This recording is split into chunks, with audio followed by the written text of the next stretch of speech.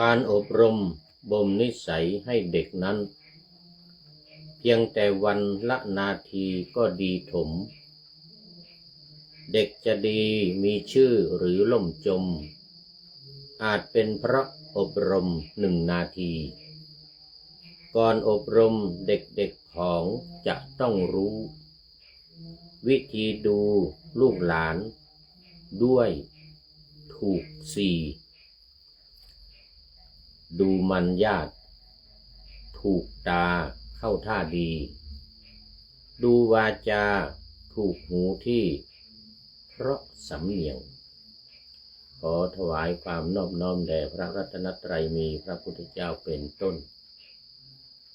ขอถวายความเคารพพระมหาเถระพระเถรานุเถระเจ้าคณะพระสังฆาธิการทั่วโลกมีพระเดชพระคุณพระธรรมเสนาบดีเจ้าคณะภาค7วัดพระธาตุดอยสุเทพเป็นต้นและขออำนวยพรแด่ท่านผู้ฟังท่านผู้ชมสาธุชนพุทธบริษัททั้งหลาย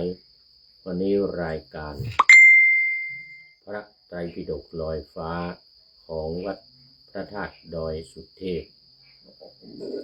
ออกอากาศทางสถานีวิทยุพระพุทธศาสนาแห่งชาติและจริยธรรมวัดพระธาตุดอยสุเทพระบบ FM 96 เมกะเฮิรตซ์มีพ่อครูวันลบนามวงพรหมเป็น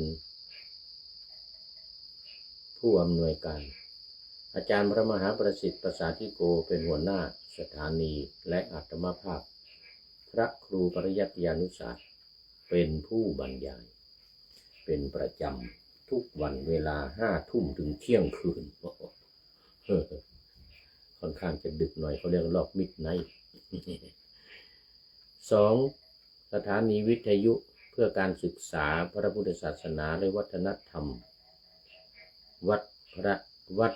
ฝายหินตำบลสุเทพอำเภอเมืองจังหวัดเชียงใหม่มีพระครูสมุวิสุวัตรวรกิจโจเจ้าอาวาสวัดฝายหินเป็นผู้อำนวยการนำออกอากาศเวลา 8 ถึง 9 นาฬิกาวันจันทร์ถึงวันศุกร์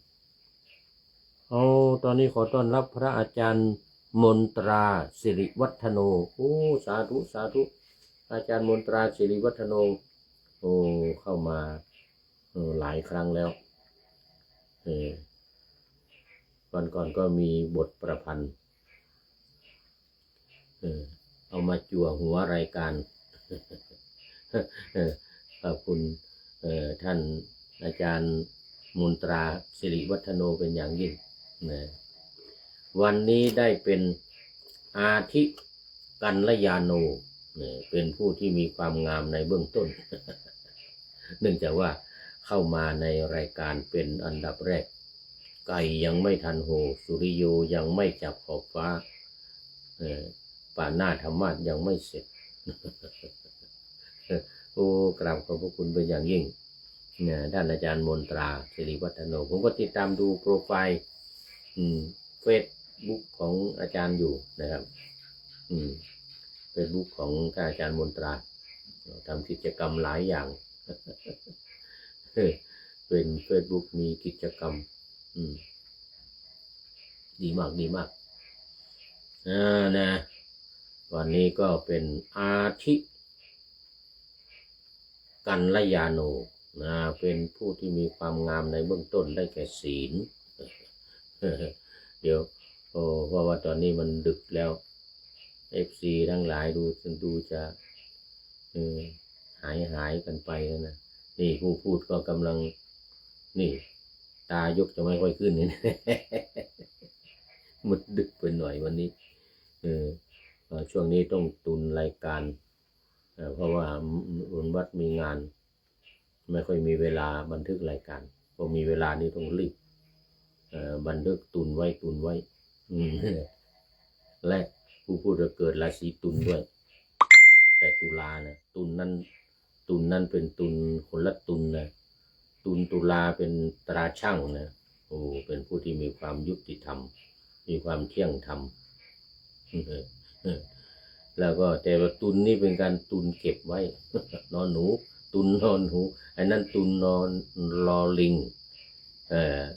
แต่ตุนนอนหนูนี่ตุนเก็บไว้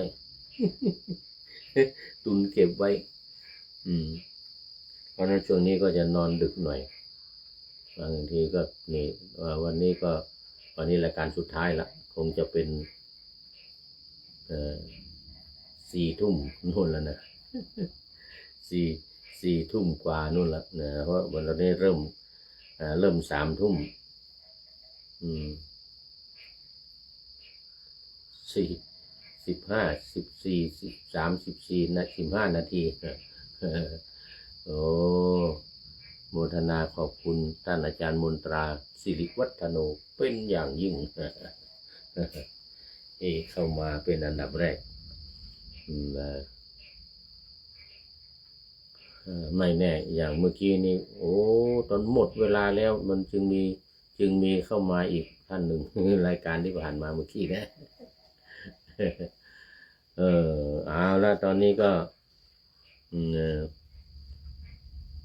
เมื่อกี้บอกชื่อสถานียังไม่หมดนะสถานีวัดไผ่หิน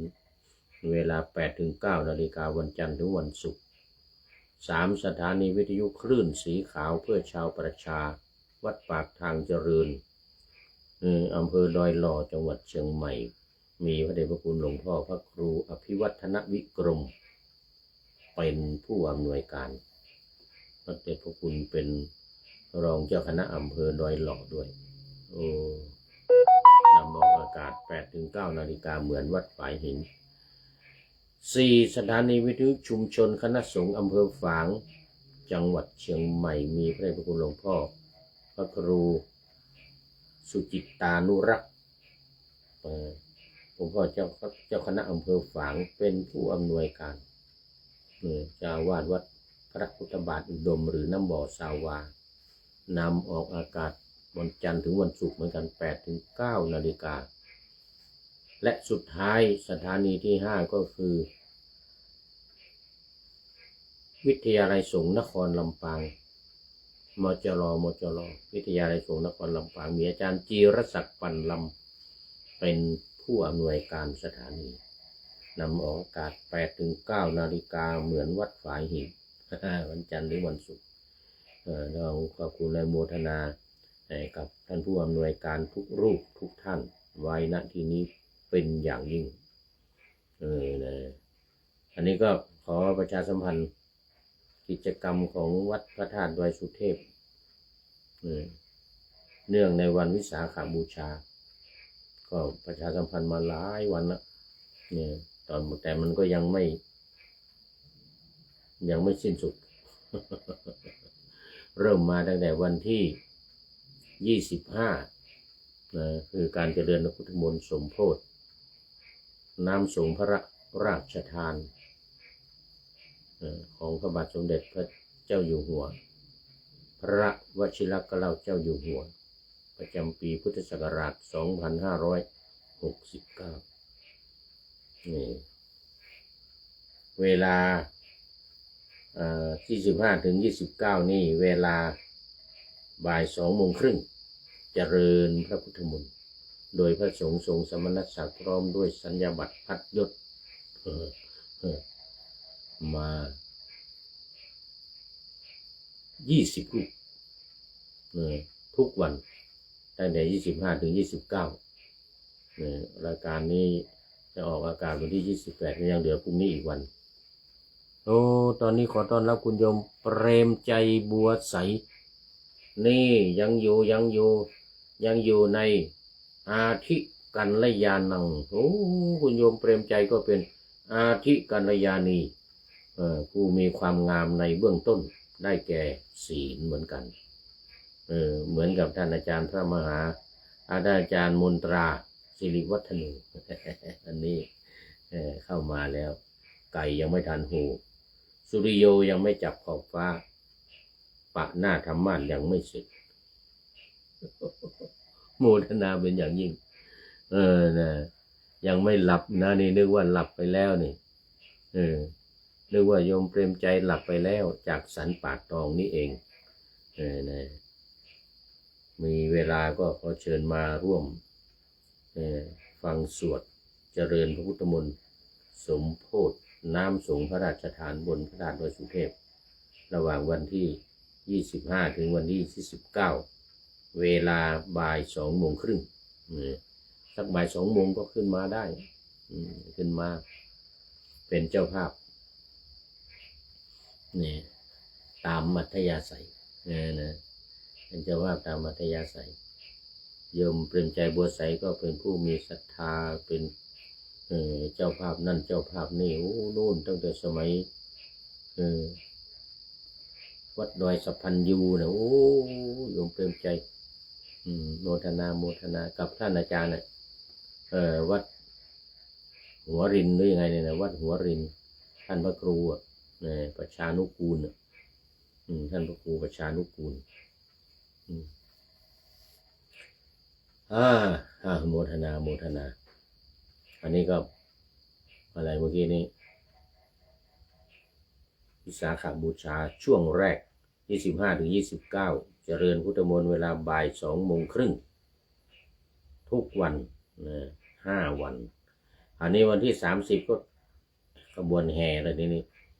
น้ำสงฆ์พระราชทานของพระบาทสมเด็จพระเจ้าอยู่หัวไปอัญเชิญมาจากนู้นหน้าวัดศรีโสดาลานครูบาเจ้าศรีวิชัย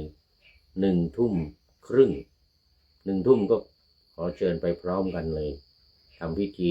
1:30แล้วก็เดินขึ้นดอยสุเทพจะถึงรุ่งขึ้นอีกวันหนึ่ง5:00ยังไม่สว่างดี ไก่ยังไม่แดนหูนะถึงแล้วก็6 โมงเช้านี้จะเริ่มทำบุญตักบาตรญาติโยมก็เตรียมข้าวสารอาหารแห้งเตรียมอาหารสดอาหารอะไรมาก็ตามแต่พระสงฆ์ทั่วโลก500 รูปเป็นต้นขึ้นไปรับอาหารบิณฑบาตนี่นะบางปีก็600ก็มี700ก็มีมาทั่วโลกเลยมาเฉพาะในจังหวัดเชียงใหม่นิมนต์เขาเรียกว่านิมนต์เป็นนิจการตัดประจำทุกปีโอ้30-40 ปีมาแล้วมัน50 ปีแล้วมั้งเพราะว่าตั้งแต่สมัยผู้พูดเป็นสามเณรนะเป็นสามเณรอายุ17-18เนี่ยนะเดินขึ้นดอยสุเทพมาวันวิสาขบูชาเนี่ยก็ตื่นมาถึงตอนเช้าก็รับอาหารบิณฑบาตจนตอนนี้อายุ70ครับเท่าไหร่50 กว่าปีเนี่ยโอ้50 กว่าปีแล้วโอ้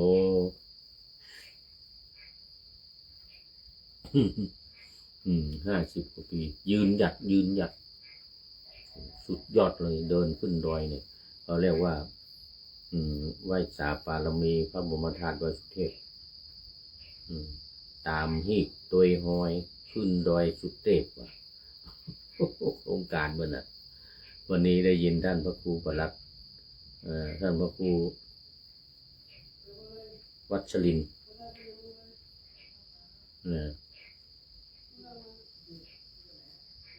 ใบดีกาวัชรินทร์หรือยังไงเนี่ยนะเทศเรื่องวันวิสาขบูชาบนพระธาตุดอยสุเทพวันนี้ตอนเย็น5:30ตอนเย็น5:45บอกว่าเนี่ยตามฮีกตัวหอยขึ้นดอยสุเทพเหมือนนะไหว้สาปารมีพระบรมธาตุดอยสุเทพนี่นะจบเดี๋ยวถึงตอนเช้าทำบุญตักบาตรเรียบร้อยแล้วตอนบ่ายก็ส่งน้ำพระบรมธาตุดอยสุเทพนะเรามาพร้อมกันท่านผู้ว่าราชการจังหวัดเชียงใหม่ก็เป็นประธานหรือผู้แทนเพราะว่าตอนกลางคืนก็นั่งบอขึ้นมาจนถึงดอยสุเทพตอนเช้าน่าจะเหนื่อยต้องให้ตัวแทนผู้แทนมาทุกปีก็บางปีก็มาด้วยตัวเองนะด้วยตัวเองด้วยความเคารพศรัทธาในพระบรมธาตุดอยสุเทพตอนนี้ขอต้อนรับคุณโยมจันสมวันนี้เป็น มัชเชกัลยาณีแม่จันทร์สมเป็นมัชเชกัลยาณีแล้ว ผู้มีความงามในถ้ำกลางได้แก่สมาธิเป็นผู้มีสมาธิหนึ่งเข้ามาท่ามกลางรายการของผู้พูดนี่ถือว่าเป็นมัชเชกัลยาโนนะมัชเชกัลยานังนี่เป็นผู้หญิงก็มัชเชกัลยาณีนะโยมแม่จันทร์สมเป็นมัชเชกัลยาณีแล้วโมทนาเป็นอย่างยิ่งแน่จบการโฆษณาประชาสัมพันธ์แล้วจบแล้วรายการนี้จะออกอากาศวันที่28นะตอน8 นาฬิกาถึง9 นาฬิกายังอยู่ในช่วงของช่วงแรกวันที่25ถึงวันที่29ส่วนวันที่26เป็นวันกตัญญูของวัดป่าแดงนั้นวันนี้เนื่องจากว่าวันนี้เนี่ยวันบันทึกเสียงเนี่ยเป็นวันที่24ก็จึงยังประชาสัมพันธ์ได้อยู่เชิญชวนญาติโยมที่ฟังทางเฟซทางไลน์นะไม่ใช่วิทยุนะถ้าวิทยุ28นะตอนนี้24แต่งานวันกตัญญูวัดป่าแดงมหาวิหารจะมีวันที่26นะ9 นาฬิกาเป็นต้นไปเจริญพุทธมนต์สืบชะตาหลวงเนื่องในโอกาสวันคล้ายวันเกิดของพระเดชพระคุณหลวงพ่อพระครูโคสิปริยัตยาภรณ์เจ้าคณะตำบลสุเทพเขต 1อดีตรองอธิการบดีมจร.วิทยาเขตเชียงใหม่ยิ่งใหญ่นะคนจะมากันเต็มในวัดป่าแดงแล้วก็มีทักษิณานุปทานอุทิศส่วนกุศลให้แก่พระเจ้าสามฝั่งแกนและพระเจ้าติโลกราชผู้สถาปนาวัดป่าแดงแล้วก็บูรณะพระเจ้าติโลกราชเป็นผู้บูรณะวัดป่าแดงสร้างอุโบสถด้วยอุโบสถวัดป่าแดงปัจจุบันนี่แหละตอนนี้ยังมาอีกก็คือท่านนายพลนเรศจิตรักวันนี้เป็นมัชเชกัลยานังมัชเชกัลยาโนท่านนายพลเป็นมัชเชกัลยาโนแล้ววันนี้มีความงามในท่ามกลางคือสมาธิแสดงว่ามีสมาธิดีบอกว่ากราบหลวงพ่อครับเหมือนนะนึกว่าหลับไปแล้วเนี่ย3 ทุ่มครึ่งนะเนี่ยนึกว่าเข้านอนเข้าหลับเข้านอนไปแล้วไม่เป็นไรเป็นคู่กันอีก30 นาทีเป็นคู่กันอีก30 นาทีจนถึงปริโยสานกัลยาโนเลยเหมือนหลวงพ่อสุทธิสงุมรำบางทีอยู่ด้วยกันถึงตั้งแต่ต้นไก่ไม่ทันโหไปจนถึงปริโยสานเลยหลวงพ่อสุทธิสงุมรำนะวันนี้มาตั้งแต่ต้นต้อนรับตอนนี้อ้ายสมเดี๋ยวใจอ้ายสมอ้ายเสมพระยอดนิยมนี่จะเป็น FC ตัวจริงแล้วเข้ามาหลายครั้งแล้วอ้ายเสมเขานี่นะพระยอดนิยมมันนี่ชอบส่องพระ มีกล้องอันหนึ่งก็ส่องพระมีพระยอดนิยมนะชื่นใจได้ฟังหลวงพ่อครับว่างั้นนะท่านนายพลนเรศจิตรักขอบคุณวันนี้ได้บทประพันธ์ของท่านนายพลเรื่องการอบรมบ่มนิสัยเด็กสุดยอดเลยแค่นาทีเดียวว่างั้นนะจะมีชื่อหรือล่มจมอาจเป็นเพราะอบรม1 นาที 1 นาทีก็ดีนี่ก็เลยมาต่ออีกหน่อยแต่ว่าไม่ทันจะต้องมีดูลูกหลานนะลูกหลานที่จะอบรมเนี่ยนะต้องมีวิธีดูลูกหลานอยู่เขาเรียกว่า4 ถูก4 ถูกมีได้มา2 ถูกแล้วมันตัดไปเลยมันมีอันอื่นมีเฟซอันอื่นมาทับ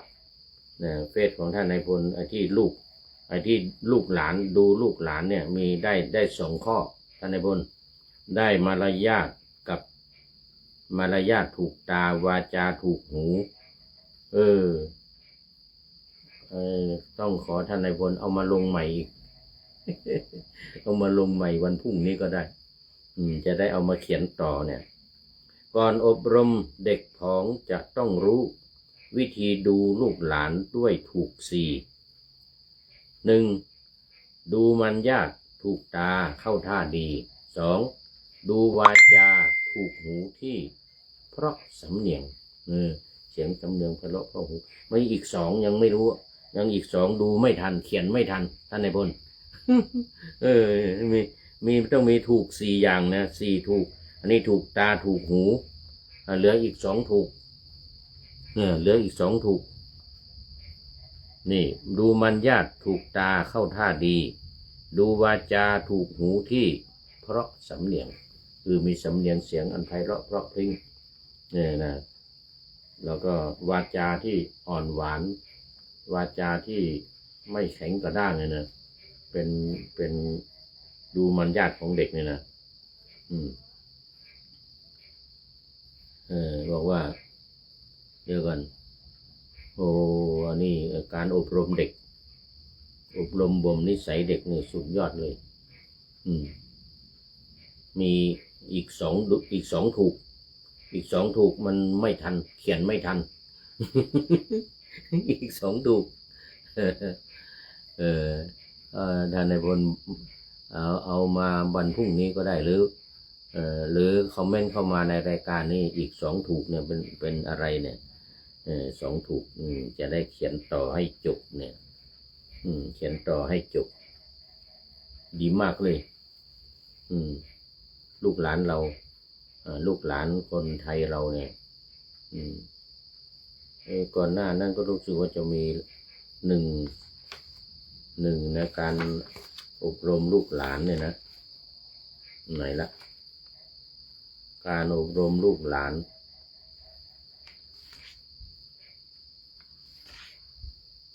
นี่ลูกหลานไทยควรจะพัฒนา5 คิวโอ้โหIQ EQ AQ แล้วก็ TQ MQ นี่อันนี้จั่วหน้าจั่วหัวไปแล้วนี่จั่วหัวไปแล้วรายการธรรมะหลังธรรมวัดเย็นIQ EQ AQ TQ แล้วก็ MQ นี่จริยธรรม IQ นี่ฉลาดทางปัญญา EQ นี่อารมณ์ AQ นี่ฝ่าฟันอุปสรรค TQ ก็คิดนะthinking เนี่ยนะคิดแล้วก็เทคโนโลยีการใช้เทคโนโลยีโอ้สุดยอดเลยสุดยอดสุดยอด AQ EQ IQ นะเอาละตอนนี้โมทนาเป็นอย่างยิ่งท่านนายพลเป็นมัชเชกัลยาณังในวันนี้มัชเชกัลยาณังพระไตรปิฎกวันนี้เอามาประชาสัมพันธ์อะไรเสร็จเรียบร้อยหมดแล้วพระไตรปิฎกวันนี้ขอบคุณท่านนายพลเป็นอย่างยิ่งมีอีกหลายโปรไฟล์มีอีกหลายเฟซที่ดูไม่ทันเขียนไม่ทัน ดูไม่ทันเขียนไม่ทันมีหลายเรื่องโดยเฉพาะอย่างเรื่องกรรมเนี่ยดีมากเลยแต่เขียนไม่ทันเอาละโมทนาขอบคุณมากมาถึงเนื้อหาสาระของธรรมะในวันนี้กันเลยเป็นอรรถกถาพระวินัยในพระไตรปิฎกเล่มที่25ขุททกนิกายตติยสมันตปาสาธิกาพระวินัยอรรถกถาพระวินัยอธิบายเกี่ยวกับเนื้อหาสาระเกี่ยวกับของพระวินัยนี่ใครมาท่านพลตรีนเรศ ได้ตอบโอ้มีคนมีคนคอมเมนต์มาถึงท่านนายพลมีคนคอมเมนต์มาถึงท่านนายพลอันนี้มีรูปถ้าจะเป็นอาจารย์ประเสริฐพีระวงศ์นี่จัดรายการพระไตรปิฎกลอยฟ้านี่อันเดียวกันนี่แหละออกแสดงวัดฝายหินพระอภิธรรมอธิบายพระอภิธรรมให้อาจารย์ประเสริฐพีระวงศ์อภิธรรมบัณฑิตเก่งอภิธรรมมากอันนี้อธิบายยกให้ไปเลย12เล่ม เล่มที่34ถึง45พระอภิธรรม12เล่มยกให้อาจารย์ประเสริฐขออาจารย์ประเสริฐบรรยายให้อภิธรรมท่านนายพลยากมากแต่ท่านนายพลคงได้เรียนเหมือนกันนะเนี่ยในประโยค8นี่มีเรียนอภิธรรมด้วยนะจบประโยค8เรียนประโยค9มีเรียนอภิธรรมด้วยมาทดลองดูได้ประมาณ1 อาทิตย์ท่านนายพล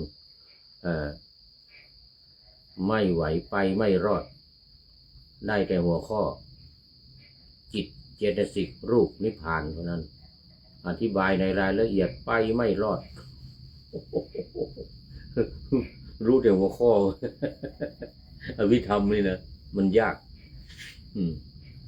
สุดยอดเลยนะก็เลยขออาจารย์ประเสริฐพีระวงศ์เนี่ยบรรยายให้บรรยายอภิธรรมนะมันไม่ใช่มีเฉพาะอภิธรรม7 คัมภีร์นะ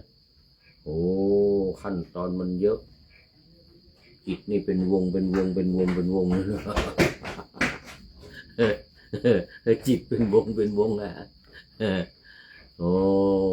ไม่ไหว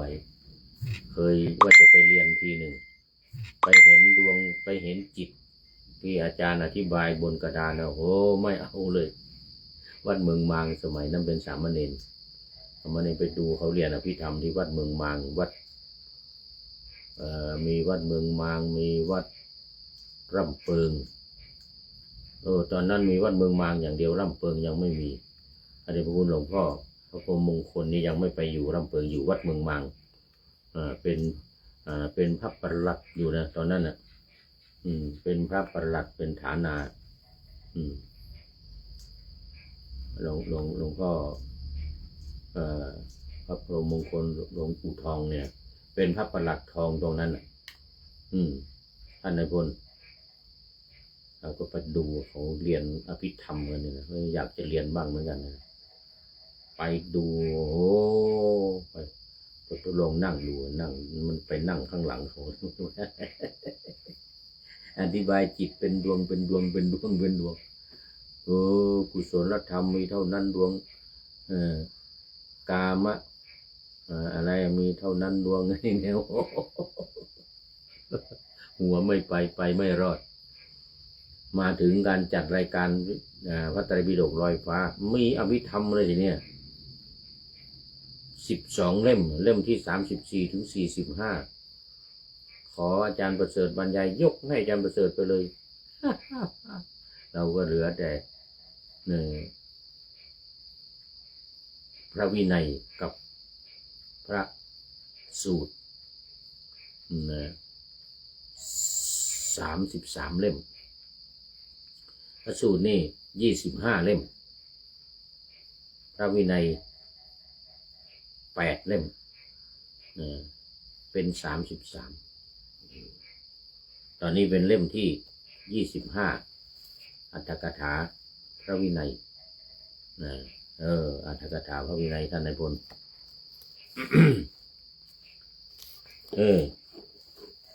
ก่อนเนอร์มาถึงนาสนังคะทันดกรรมวัตถุ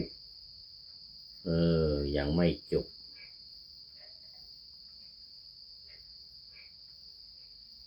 ตอนมาถึงตอนที่ภิกษุกล่าวถึง3 ครั้งยังไม่งดเว้น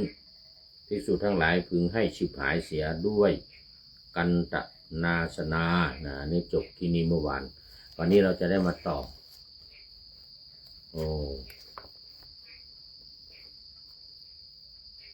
ส่วนในมหาอัตถกถาพระอัตถกถาจารย์แก้ว่าถ้าเธออันภิกษุทั้งหลายว่ากล่าวอยู่อย่างนั้นยอมสละลัทธินั้นพึงให้ทำทันตกรรมแล้วแสดงโทษล่วงเกินถ้ายังไม่ยอมสละยังยึดถือยกย่องยืนยันอยู่อย่างนั้นเองพึงให้ชิบหายเสียด้วยลิงคนาสนาคือสามเณรกล่าวตูพระพุทธพระธรรมพระสงฆ์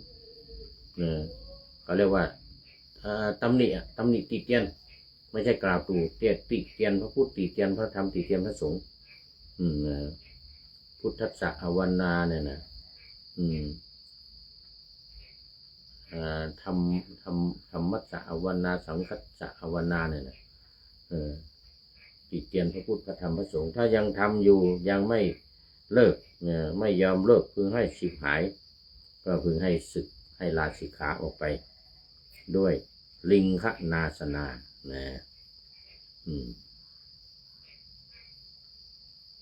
สามเณรคำแห่งมหาอัตถกถานั้นชอบว่าไงนะคำแห่งมหาอัตถกถานั้นชอบคือมหาอัตถกถาเพราะว่านาสนานี้เท่านั้นอันพระผู้มีพระภาคประสงค์ในอธิบายนี้นาสนาคือให้พ้นไปแม้ในสามเณรผู้เป็นมิจฉาทิฏฐิก็ในนี้แลถ้าสามเณรเป็นมิจฉาทิฏฐิถึงแม้ว่าจะไม่ด่าพระพุทธพระธรรมพระสงฆ์ก็ตามแต่ว่าทำความหมายของพระธรรมวินัยอื่นๆผิดไปเพี้ยนไปเพราะเป็นมิจฉาทิฏฐิก็ต้องนาสนาเหมือนกันอันสามเณรผู้มีบรรดาสัจตทิฏฐิและอุเฉททิฏฐิชนิดใดชนิดหนึ่งถ้าเธออันภิกษุทั้งหลายมีอาจารย์เป็นต้นตักเตือนอยู่สละเสียได้พึงให้ทำทันตกรรมแล้วให้แสดงโทษล่วงเกินเมื่อไม่ยอมสละนั่นแลพึงให้ฉิบหายเสียต้องทำกรรมทำโทษก่อนให้ไปล้างส้วมบ้างให้ไปกวาดปัดกวาดให้ตักน้ำทำความสะอาดในห้องอาหารโรงครัวห้องฉันอย่างนี้นะจัดที่ฉันตั้งน้ำตั้งภัตตาหารอะไรอย่างนี้เป็นการทำโทษเขาเรียกว่าทันตกรรม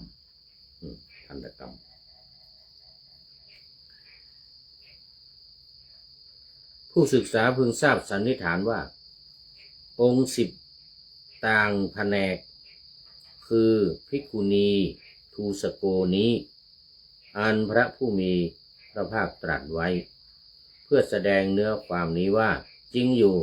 บรรดานาสนังคสิบนี้สามเณรผู้ประทุษร้ายนางภิกษุณีอันพระองค์ทรงถือเอาด้วยพรหมจรรย์พรหมจารีศักดิ์โดยแท้ไปประทุษร้ายภิกษุณีก็อยู่ในถือว่าเป็นพรหมจารีใช้พรหมจารีศักดิ์ถึงกระนั้น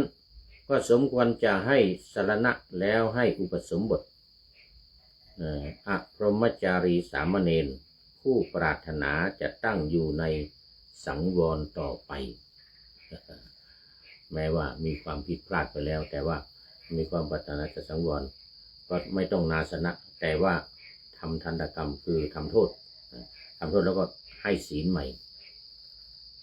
เพื่อว่าเขามีความต้องการที่จะสำรวมระวังสังวรต่อไป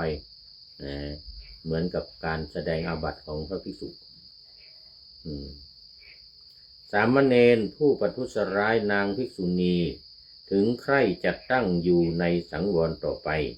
ย่อมไม่ได้แม้ซึ่งบรรพชาไม่จำต้องกล่าวถึงอุปสมบทบรรพชาก็ไม่ได้ ไม่ต้องพูดถึงอุปสมบทก็ไม่ยอมให้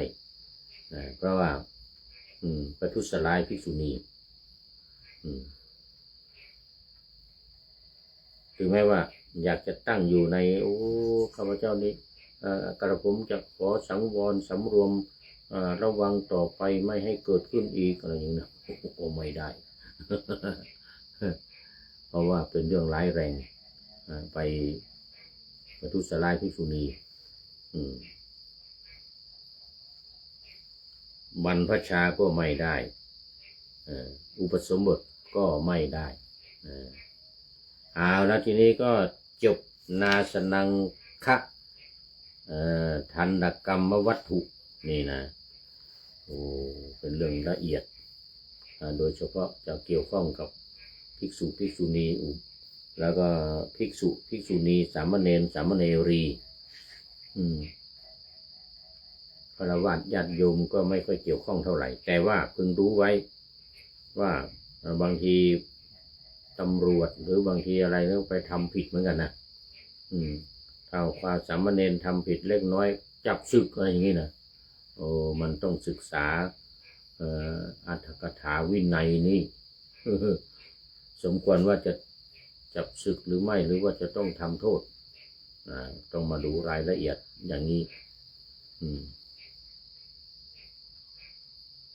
ไอ้เสมยอดพระนิยม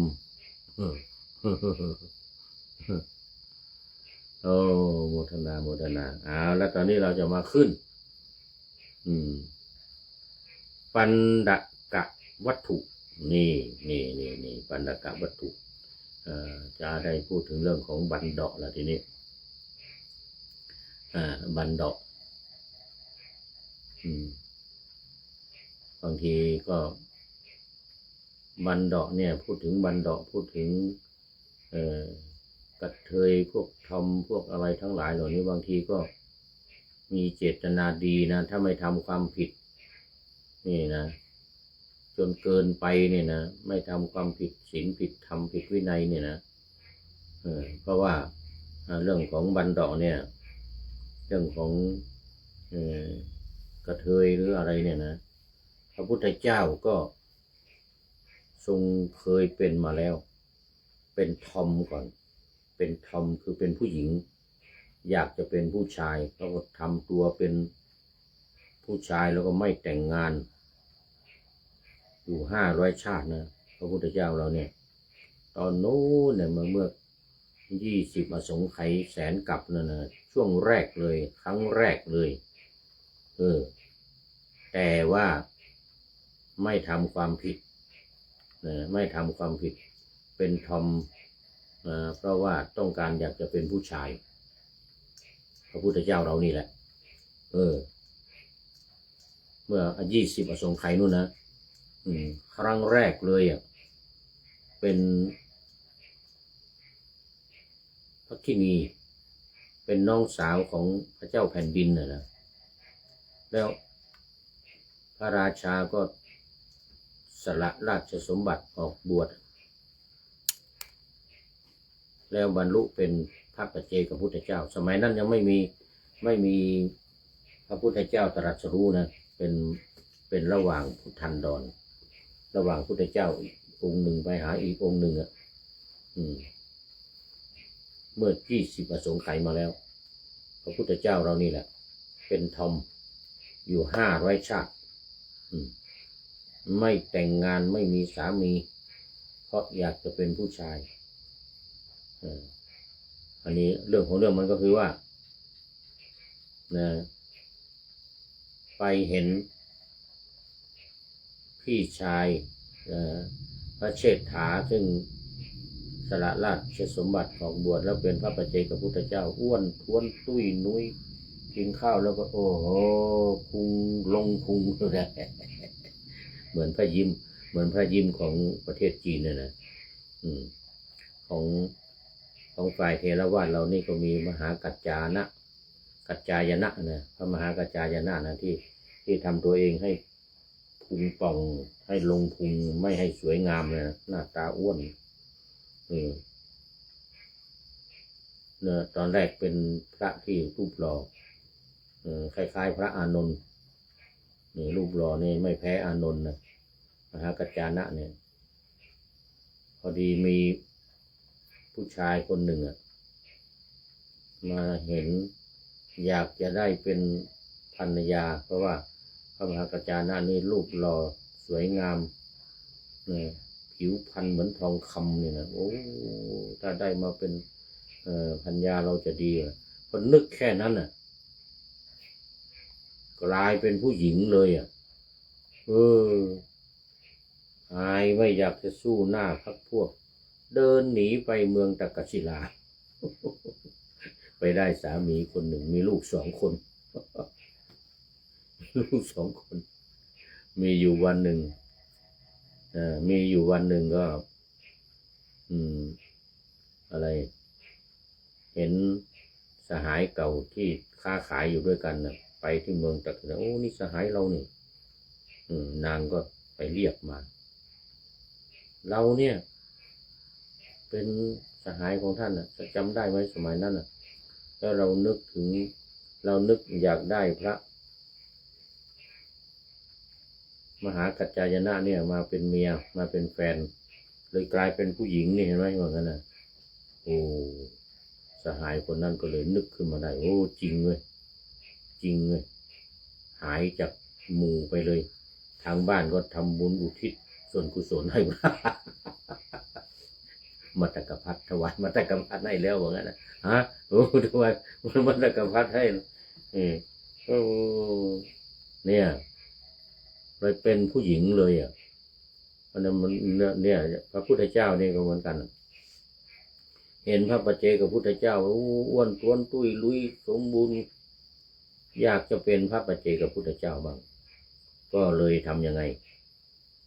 กราบเรียนพระปัจเจกพุทธเจ้าขอให้หนูเป็นพระปัจเจกพุทธเจ้าพี่ชายก็บอกว่าไม่ได้ผู้หญิงไม่มี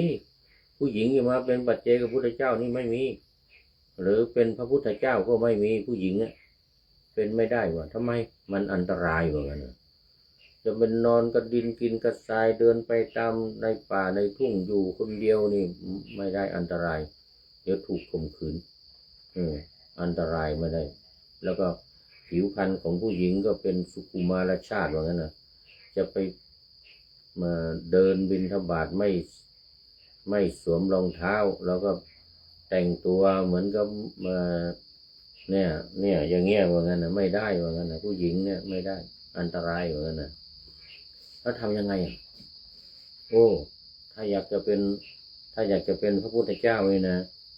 หรือต้องอธิษฐานเป็นผู้ชายก่อนนี่ก็เลยหาน้ำมันงามาเอาได้มาทำเป็นจุดบูชาด้วยน้ำมันงาเริ่มครั้งแรกแล้วก็อธิษฐานขอให้เป็นผู้ชายแล้วก็จะได้เป็นพระพุทธเจ้าจะไปเป็นพระปัจเจกพุทธเจ้าเหมือนพี่ชายนี่นะตัวเองก็เป็นจักรพรรดิเป็นเขาเรียกว่ากษัตริย์แทนพี่ชายที่ออกบวชก็น้องสาวก็ได้ขึ้นเป็นกษัตริย์จากนั้นมาก็เลยอธิษฐานขอให้เป็นผู้ชายเกิดมาบางชาติก็ไม่แต่งงานกับผู้ชายเพราะตัวเองเป็นทอมใช่แล้วอยากจะเป็นผู้ชายทำตัวเป็นเหมือนผู้ชายนุ่งกางเกงที่จะนุ่งผ้าสาลีเหมือนคนอื่นไม่นุ่งทำตัวเป็นผู้ชายเป็นทอม500 ชาติทีนี้พอครบ500 ชาติแล้วเนี่ยได้ร่างเป็นผู้ชายได้ร่างเป็นผู้ชายแต่ยังไม่แข็งแรงเหมือนผู้ชายทั่วไปจิตใจยังอ่อนเป็นกระตุ้งกระติ้งเวลาเดินก็ไม่ค่อยเหมือนผู้ชายเท่าไหร่เดินกระตุ้งกระติ้งแกว่งมืออย่างนี้นะแกว่งมืออย่างเงี้ยพระพุทธเจ้าแล้วนี่นะได้ร่างเป็นผู้ชายแล้วแต่จิตใจมันยังไม่เข้มแข็งร่างกายเนี่ยมันยัง ไม่เข้มแข็งเหมือนผู้ชายจริงๆอีก500 ชาติไม่แต่งงานไม่แต่งงานกับผู้หญิงได้ร่างแล้วเป็นผู้ชายแล้ว แต่ว่ามันยังไม่แข็งแรง500 ชาติอธิษฐานอยู่นั่นแหละอธิษฐานขอถ้าได้ร่างเป็นผู้ชายแล้วอธิษฐานขอเป็นพระพุทธเจ้า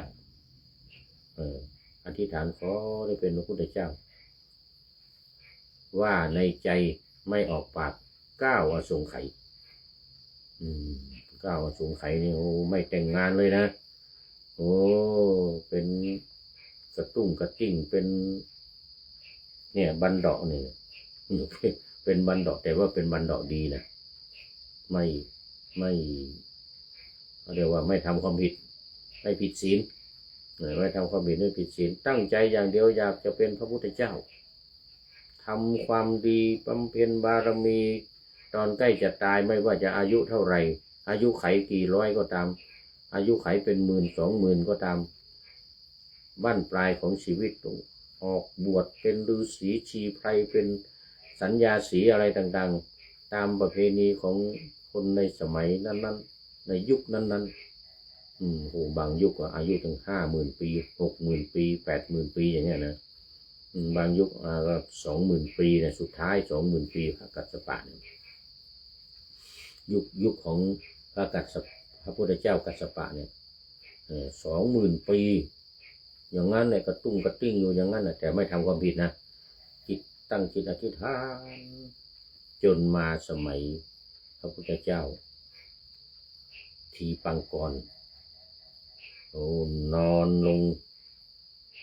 ไปกับพื้นให้พระพุทธเจ้าทีปังกรพร้อมกับภิกษุเหยียบผ่านเลยเหยียบหลังผ่านเพราะว่าทำถนนยังไม่เสร็จ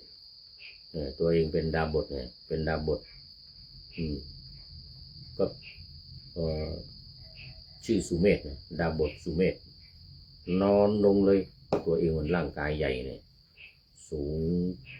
ต้อง8 ศอกนั่นนะสูงต้อง8 ศอกโอ้ลงไปไอ้น้ำทั้งโคลนอะไรมันยังทำถนนไม่เสร็จให้ความสะดวกแก่พระพุทธเจ้านอนลงให้พระพุทธเจ้าให้ภิกษุทั้งหลายเหยียบหลังข้ามมันตอนนั้นพระพุทธเจ้าทีปังกรเลยพยากรณ์ว่าจะได้เป็นพระพุทธเจ้า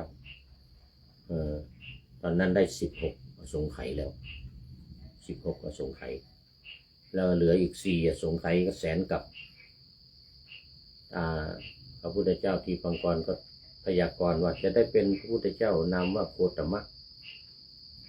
จากนี้ไปอีก4 อสงไขยยิ่งด้วยกำไรแสนกับเขานี่ได้รับการพยากรณ์แล้วก็เลยเนี่ยเป็นบันดานี่เนี่ยไม่แต่งงานได้ร่างเป็นผู้ชายสมบูรณ์แบบผิวพรรณสวยงามเขาเคยเป็นผู้หญิงมาก่อนเนี่ยเคยเป็นผู้หญิงมาก่อนทีนี้บันดาทั้งหลายเนี่ยนะบันดาทั้งหลายเนี่ยถ้าทำความดีตั้งจิตอธิษฐานให้จะเป็นผู้ชายให้ได้เป็นผู้ชายแล้วให้ได้เป็นพระพุทธเจ้าเนี่ยนะถือว่าสุดยอดไม่ทำความชั่วเลยในชีวิตแล้วบั้นปลายของชีวิตออกบวชออกเป็นสัญญาสีออกทำอะไรบำเพ็ญสมาธิภาวนาอะไรตามแบบนั้นตามยุคนั้นนี่แล้วมาสมัยเป็นพระพุทธเจ้าเนี่ยจึงได้เลิกล้มทั้งหมดที่เราเรียนมาเนี่ยขนาดสุดท้ายอาราและดาบทถ้าการดาบทสอนมาเนี่ยฌาน8นี่ยังไม่เอาเลยทิ้งหมดนั่งคิดคนเดียว6 โมงเย็นถึง6 โมงเช้าเป็นพระพุทธเจ้านี่พระพุทธเจ้าจึงมีรูปสวยงามผิวพรรณเหมือนทองคำเพราะเคยเป็นผู้หญิงมาก่อนเป็นผู้หญิงมาก่อนแล้วมาเป็นทอมแล้วมาเป็นกระเทยผู้ชายเนี่ยนะมันก็กระเทยผู้ชายแต่ไม่ได้อยากเป็นผู้หญิงนะแต่ว่าจิตใจมันเป็นกระเทยเท่านั้นเองร่างกายมันยังไม่แข็งแรงสมบูรณ์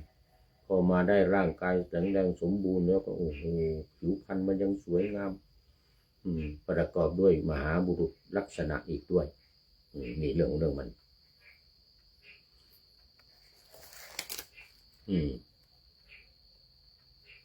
เอาดูไปดูมาเอามาเริ่มบันดกะวัตถุเรื่องของบันดกมาสองบทว่าทหะเรได้แก่หนุ่มอย่างอายุหนุ่มน้อยบำเพ็ญทุกขกิริยาบทว่าโมลิคันเลได้แก่ผู้มีร่างกายอวบร่างกายที่อวบอันน่ารักนะคือพระพุทธเจ้าตอนที่เป็นบัณฑิตตอนที่เป็นบัณฑิตตอนที่ได้ร่างเป็นผู้ชายแล้วเนี่ยแล้วก็เป็นเหมือนกระเทยเนี่ยก็ลุ่งตุ้งติ้งเนี่ยนะก็เป็นผู้มีร่างกายที่สวยงามอวบอันน่ารักเขาเรียกว่าโมลิคันเลได้แก่ผู้มีที่ร่างกายอันอวบสองบทว่าหัตถิพันเดอัสสกันเดพันเดอัสสพันเดได้แก่คนเลี้ยงช้างและคนเลี้ยงม้าโอ้พระพุทธเจ้านี่มันไม่ได้เป็นเฉพาะนี่ทั่วไปนะเป็นคนเลี้ยงช้างเป็นคนเลี้ยงม้าเลยนะในคำว่าปันดโกภิกขเวเป็นต้นมีวินิจฉัยว่าบันดกมี5 ชนิดคืออาสิตตบันดกหนึ่งอุสุยยะบันดกหนึ่งโอปักกมิยะบันดกหนึ่งปักขะบันดกหนึ่งนปุงสกะบันดกหนึ่งนปุงสกะนี้ไม่มีเพศเรามาดูรายละเอียดว่าแต่ละอย่างเนี่ยอย่างอสิตตบันดกนี่เป็นยังไงนะเรามาดูก่อนคือต้องยึดหลักไว้ก่อนนะเอายึดหลักไว้ก่อนว่ามีเจตนาดีในการที่อยากจะเป็นพระพุทธเจ้านะอยากจะเป็นพระพุทธเจ้าตอนอันดับแรกอยากจะเป็นผู้ชายนะต่อมาอยากจะเป็นพระพุทธเจ้านี่นะหนึ่งในบันดก5 ชนิดนั้นบันดกใดเอาปากองคชาตของชายเหล่าอื่นถูกน้ำอสุจิรดเอาแล้วความเร่าร้อนจึงสงบไปบันดกนี้ชื่อว่าอาสิตตบันดกนี่พวกชอบอมอวัยวะเพศองคชาตของผู้ชายคนอื่นเสร็จแล้วพอได้รับอสุจิออกจากองคชาตของผู้ชายคนอื่นแล้วก็ดีอกดีใจความเร่าร้อนความอยากจะเป็นผู้หญิงก็หายไปอะไรตรงนี้นะอันนี้เป็นบันดกประเภทอาสิตตบันดกนี่ชอบองคชาตของผู้ชายคนอื่นแล้วพอได้ก็น้ำเขาพุ่งแล้วได้น้ำมารดตัวเองเข้าปากถูกตัวอะไรอย่างเงี้ยก็ดีอกดีใจหายความเร่าร้อนหายความเป็นกระเทยไปเป็นพักๆเป็นครั้งคราวเป็นบางครั้งบางคราวต่อมาก็เกิดความเร่าร้อนขึ้นมาอีกก็ไปหาดูดหาอ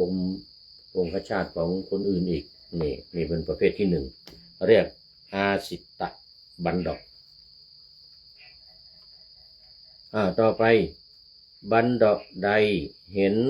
อัจฉาจารของชนเหล่าอื่นเมื่อความริษยาเกิดขึ้นแล้วความเร่าร้อนจึงสงบไปบันดกนี้ชื่ออุสุยยะบันดกก็คือเป็นคนที่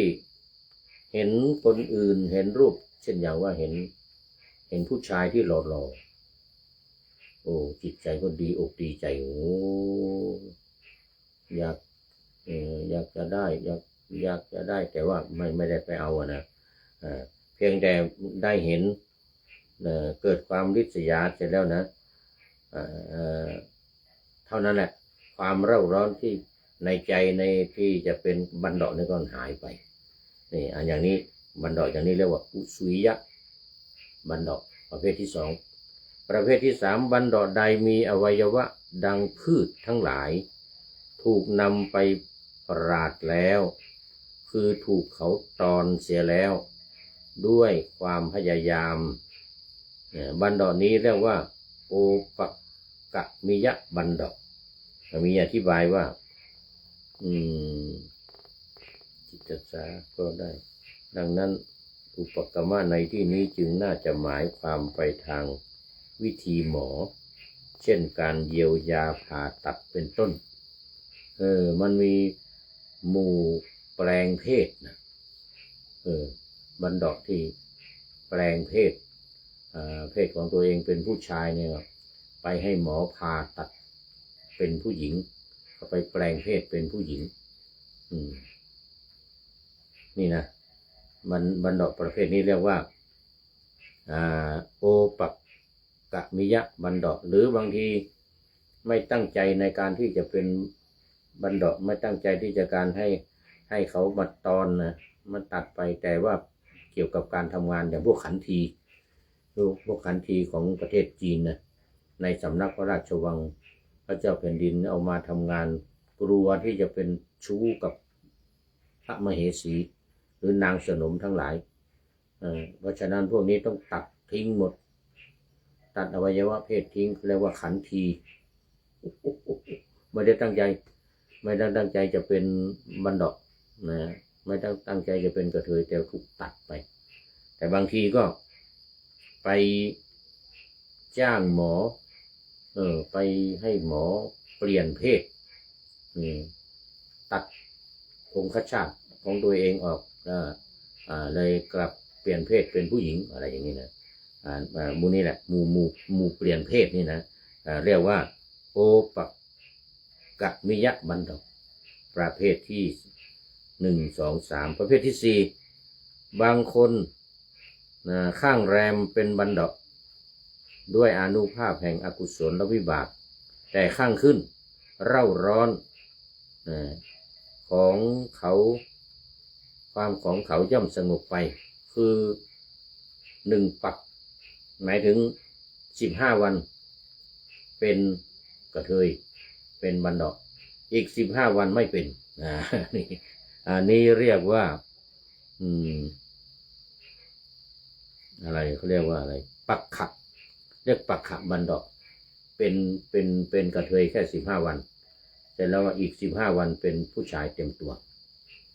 นี่ส่วนบันดาลใดเกิดไม่มีเพศไม่มีภาวรูปนะในปฏิสนธิทีเดียวคือไม่ปรากฏว่าชายหรือหญิงมาแต่กำเนิดเกิดมาก็ไม่มีเพศบันดาลนี้ชื่อว่านะปุงสกะบันดาลคือเป็นนะปุงสกลิงไม่มีเพศไม่ใช่ผู้ชายไม่ใช่ผู้หญิงแต่เป็นนะปุงสกลิง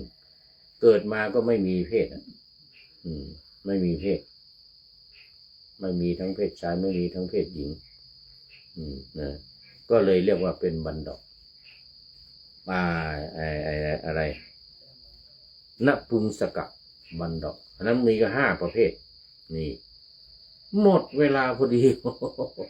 ได้บันดาล5 ประเภทเดี๋ยวรายละเอียดมันจะมีอีกนะเรื่องของการบวชนะมันจะเกี่ยวข้องมันจะเกี่ยวข้องเรื่องของการบวชอนุญาตหรือไม่อนุญาตใน5 ประเภทนี้ประเภทไหนอนุญาตให้บวชหรือไม่ให้บวชนี่นะเดี๋ยววันต่อไปเราจะมาคุยกันวันนี้ท่านนายพลนเรศจิตรัตน์เป็นมัชชิมะเป็นมัชเชกัลยานังแล้วยังเป็นปริโยสานะก็เรายังไม่แน่เดี๋ยวจะมีใครคนไหนโผล่มาอีกคนนึง โมทนาหมดเวลาวันนี้เราจะต้องเดี๋ยววันพรุ่งนี้มาต่อจะพูดเรื่องการบวชแล้วทีเนี้ยกระเทยประเภทไหนบวชได้กระเทยประเภทไหนบวชไม่ได้กระเทยประเภทไหนเป็นมาโดยกำเนิดหรือเป็นข้างขึ้นข้างแรมอะไรเนี่ยบวชได้หรือบวชไม่ได้วันพรุ่งนี้มาคุยกันวันนี้มาดูข้อคิดท้ายรายการได้จาก เอาท่านนายพลของเราท่านนายพลนเรศจิตรลักษณ์แต่ยังขาดวิธีดู4ถูกนี่นะขาดไป2ถูกบอกว่าท่านนายพลประพันธ์ไว้ว่าการอบรมบ่มนิสัยให้เด็กนั้นเพียงแต่วันละนาทีก็ดีถมเด็กจะดีหรือมีชื่อเด็กจะดีมีชื่อหรือล่มจมอาจเป็นเพราะอบรม1 นาทีก่อนอบรมเด็กทั้งผองจะต้องรู้วิธีดูลูกหลานด้วยถูก1. ดูมารยาทถูกตาเข้าท่าดี 2. ดูวาจาถูกหูที่เพราะสำเนียงวาจาที่พูดออกมาแล้วมันถูกหูมีสำเนียงเสียงไพเราะเพราะพริ้งอย่างนี้เป็นต้นวันนี้มี2ถูกไว้ก่อนยังเหลืออีก2ถูกเดี๋ยวเอาไว้ทีหลัง วันนี้ก็ขอบคุณท่านนายพลนเรศจิตรลักษณ์เป็นอย่างยิ่งที่ได้ให้บทประพันธ์เป็นข้อคิดเกี่ยวกับการอบรมเด็กซึ่งนำไปใช้พ่อแม่ที่จะอบรมเด็กก็นำไปใช้ได้นำไปใช้ได้ในหลักการนี้นะขอนำพระไตรปิฎกลอยฟ้าไปจากผู้ฟังทั้งหลายในโลกล่าวันต่อไปจะได้จรย้อนกลับมาสู่สถานีใหม่ให้ท่านฟังอย่าลืมเปิดวิทยุหรือเครื่องรับโทรศัพท์โมบายคอมพิวเตอร์ผัง YouTube เฟซเพจไลน์ให้ดังเพื่อชมฟังรายการวันต่อไปขอทุกท่านมีความสุขทุกคืนวันนำธรรมะประกอบการงานทั้งหลายเช่นขยันทำงานทางวาจากายใจขวนขวายกิจการงานนาบำเพ็ญสาธารณประโยชน์เว้นสิ่งที่มีโทษโหดเยี่ยงสาประกอบแต่กรรมดีมีราคาแสวงหาเงินทองครองใจคนเสียสละพลทรัพย์นับมากน้อยไม่ให้ล้านก็ให้ร้อยไม่ด้อยผลเอื้อคนรวยช่วยคนยากฝากคนจนให้ทุกคนเท่ากันมาตรฐานเดียวขอเจริญพร